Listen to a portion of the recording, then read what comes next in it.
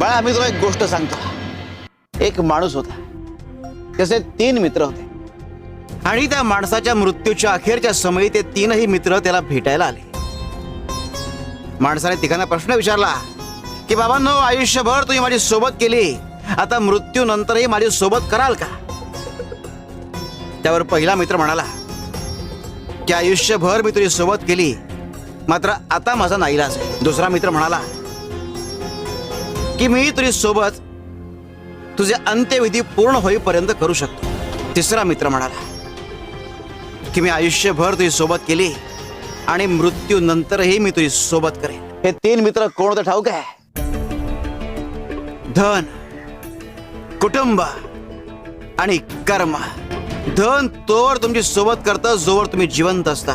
कुटुंब तोवर तुमची सोबत करतं जोवर तुमचे अंत्यविधी पूर्ण होत नाही. मात्र कर्म